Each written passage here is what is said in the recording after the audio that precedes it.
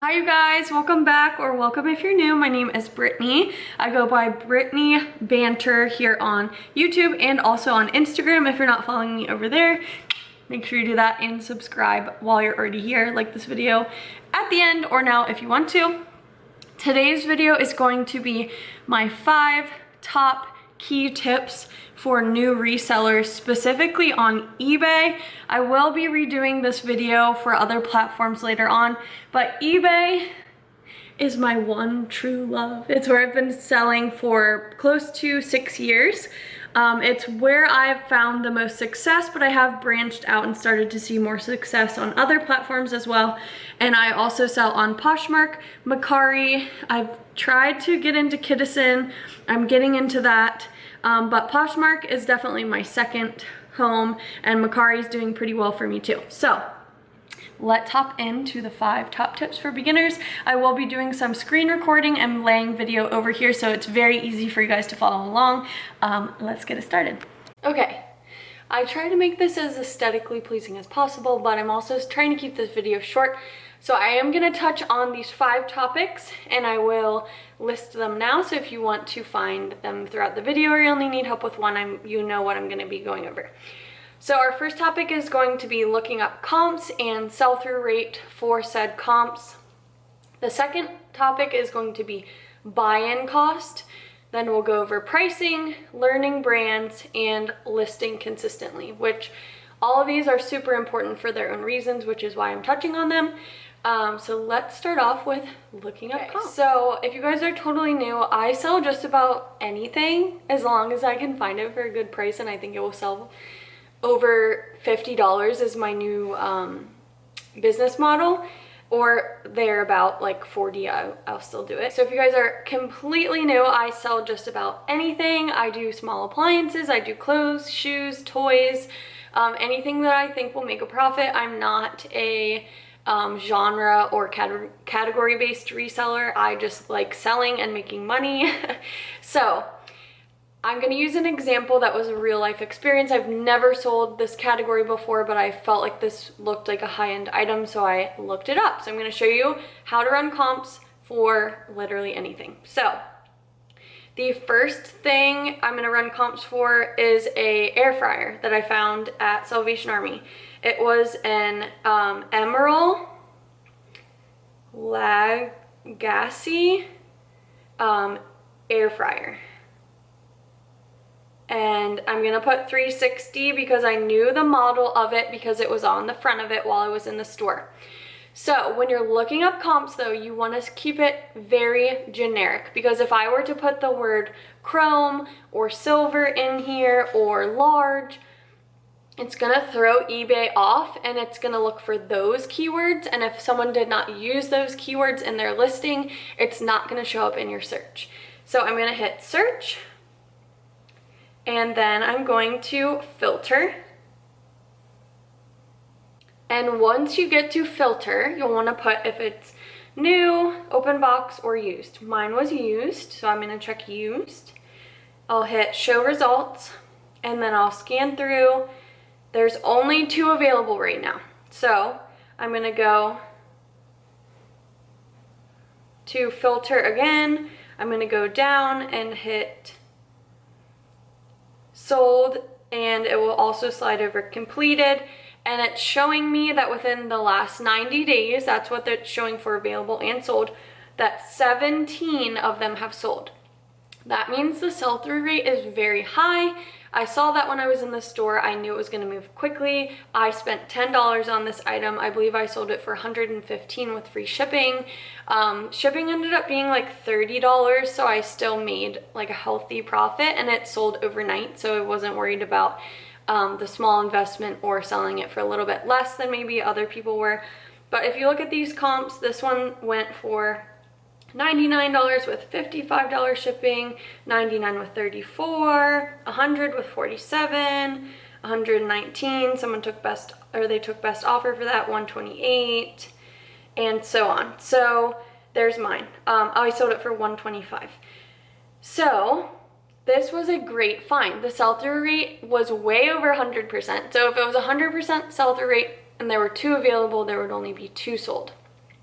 which is still a good sell-through rate. But obviously, how many did I say? Let's just say there's 10 available. That would be a 500% sell-through rate. So that would be an awesome item to pick up. You probably wouldn't have to worry about this selling, but of course, there's no guarantee that something will sell. But when you have the right price to pick it up, I figured, why not? This part of the video is where I have to explain to you that I totally messed up and typed in men's Nike court, not quarter, court zip. So the stats I'm giving you are wrong. So I will play a screen recording of what the sold comps actually looked like. For this example though, if I saw it in the store for $6, I still would probably not grab it just to flip it for like 15 or 20, even if the sold comps had a good sell-through rate. Thank you for understanding that I can't function on YouTube. Okay, now we're gonna go over an item that I would probably leave behind if I saw this item in the store. So I'm gonna do men's Nike quarter zip. I'm gonna hit search. And I'm going to look at some of the comps that are available. We have 15, 19, 24, 35. And then I'm going to hit filter. There's 5 available. I'm going to hit sold. And there's 12 available. But my store had this listed for $5.99, and these comps are only moving for like $14.50, $18.50. There's one for $31. Let's just say mine's gray though, so $16.50, $18.50. It has a good sell-through rate, but it wouldn't be worth, at least for my business model, picking up, because I would probably only triple my money, but my initial investment is a little higher than I want it to be. I typically buy items like this for like $2 or less, maybe if I see it and it's being like clearanced out at a local thrift or something like that. But I probably, with the new way I'm running things, wouldn't buy this just because there's a chance that it might sit a little bit because the demand's not super high, and I'm not going to make a lot of money anyways. So the sell-through rate, like the demand is there, but the return is just not the greatest. So I hope that makes sense. Okay, the next topic is going to be buy-in cost, which I kind of just touched. So I do not like to exceed a certain amount of money for specific categories. So if I find a pair of shoes and they're gonna sell for $40, but the cost for them is like $15 to $25, I normally leave them. Some people might grab them. Unless I feel like they're gonna sell within a week, I don't grab them. So let's just say the sell-through rate is like there's 20 available and 1,000 of them have sold, then I'll probably grab it because that's really quick, easy money. But if there's 34 available and like 50 have sold, that's still a good sell-through rate. But let's just say then I search by size.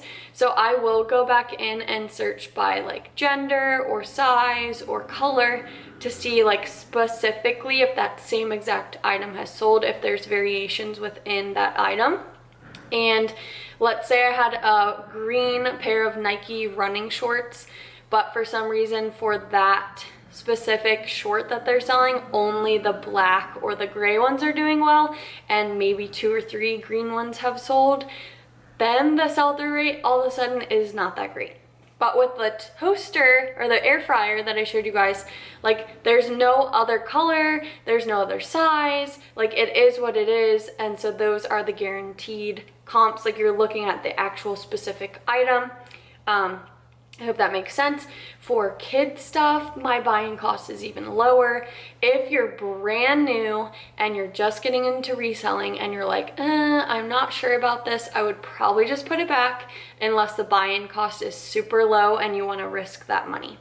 So obviously if I found those same shorts for 50 cents or I paid for them at the bins, which is the clearance outlet where they roll bins in and out and you pick through, I would probably pay less than $1. So maybe to me it's worth it to sell them for $25 or $18 and sit on them for a little bit. But you also have to think about your storage space. If you don't have a lot of space to keep things, then maybe you don't want to have that as part of your business model. Okay, the next category is pricing. So when I price my items, I'm going to show you guys how I do it. So when I was pricing the air fryer, I'm just going to go back to that. I'm going to retype in the air fryer, and I'm already in the sold listings. So if I bought this item today and I saw, so like, let's just say 134, 155, let's sort from highest to lowest. Okay, so this is like 200, 150, 150 about, 150. I would probably price mine so I could get rid of it almost immediately. If my buy-in cost was only $10, I would probably price mine again at like 125. So I actually recently sold that. But if you wanted to sit on it a little longer and you're wanting more money and you don't want to just sell it super fast, you could price yours at like 148, 145. It would, in my opinion, probably still sell, and I could have made the extra $20, but I wasn't worried about that. I just wanted it gone. It was bulky to store and it was cleaned and ready to go. I just wanted to box it up and ship it. So that's how I do pricing. I try and lie somewhere in the middle to upper when I price. I don't want to be the cheapest, but I also already have like a pretty solid store. I have almost 300 reviews. I have 100% positive feedback. So that is kind of leverage for me too. Like, look at all of these sales I've had. Like, I'm a trusted, reputable seller, and I do quick free shipping. Like, I have things to my benefit that a new store would not. So before, I didn't bother with free shipping, which I can go into in a separate video. I didn't go into free shipping. I didn't worry about that because I wanted shipping covered. I didn't know how to equate it. And then if I was off, I didn't have to worry about covering the rest of it by myself. But yeah, so if you're a brand new store, maybe you want to price lower and just get it sold and get that review and get the review back to the buyer and thank them, whatever. So just to get the review. So there's all different reasons why you might price something a little bit on the lower end or the higher end. Okay, this fourth one is learning brands, but you do not have to learn every single brand. So I do want to touch on that. Okay, so when I was brand new, I had no idea what I was doing. I would go into the store and I'm like, oh, Ralph Lauren, Tommy Hilfiger, which are still brands I sell to this day, but very specific items from them. And I still don't know everything about those brands. Like, I'm never gonna know everything about every brand, and I know that. That's why I know how to run comps, and I run comps on literally everything before I leave the store, unless I've sold it before or already know how they do on a certain platform. So when you're learning brands though, my number one tip would just be to watch other resellers on YouTube and start getting an idea of what sells. So I had never heard of certain brands. So I watch Hustlin' Hooks, I'll link them down below. I really like watching them. They've expanded my business model a lot. They've taught me about all different categories, especially pots and pans. Hashtag pots and pans. And then I like watching Rally Roots. I like watching Hustle at Home Mom. I like watching Ginger Marvin. She does a lot of kid content. She does a lot of what sold videos, so you can see what certain brands and of like kids shoes, and she does other adult things too, but like kids clothes and all that sells for. If you have that in your home, she can give you like a good idea of what sells. I watch other channels too, but those right now are my top 4 that I really like to watch, and they just help me like branch out and get into different categories. A lot of the time before, I was only doing women's clothing, women's shoes, and occasionally accessories like purses and bags and stuff. But now I really love doing menswear. I love doing small appliances. I love men's shoes. I've even branched out into toys some, and I have Monster High dolls up in my office. So Learn brands, watch other resellers. Don't be afraid to learn from other people. Don't try and don't try and mimic everybody, because some things that work for them might not work for you. Maybe you can't find some of the brands they're talking about, or you've never, like the thrift stores you go to, they have those brands listed so high it's never worth picking up. So always run your comps yourself and do what you're comfortable with, but learning from other resellers and researching brands, I feel like is a really good way to learn. Okay, and my last tip is to try and list as consistently as possible. So there's speculation that eBay likes you to list every day to keep your store active, or they like monitor, which I guarantee they do this, monitor how long you're on the platform. I mean, even our phones track what we're doing. I'm sure they track like how often you're running a sale, or adding new listings, or refreshing prices, dropping prices, such. So I think, in my opinion, I see more consistent sales when I'm listing more consistently. If I sat down and listed 20 items in one day, would that still be helpful? Yes, but I actually prefer to spread those 20 listings across like 4 days, list 5 a day if that's all I found that weekend and that's all I have to list, because I feel like that kind of tells the algorithm like, look, I'm doing more, look, I'm doing more, look, I'm doing more. That's just my opinion. I obviously haven't studied the eBay algorithm, but when I see sales, I feel like it's because I've been consistent with listing, and sometimes that has a ripple effect. So I might not see the fruits of my labor for a couple weeks after I did all that work. So if you're listing consistently, you should be seeing that work all the time, because eventually it will catch up. So if you can find 10 items one weekend, do 2 listings a day for 5 days. But yeah, I think also what's really important is the number of listings. And for me, I touched on this in my last video, which I'll link up here if you didn't see that. I share some sales in my office. For me, you should be selling about 1% of your store a day. Like that's like a common theme that you'll hear in other videos too. So if you had 100 listings, you should see about 1 sale a day. If you have like 700 listings, which I said the same exact thing in my other video, you should be seeing about 7 sales a day, and that's on average.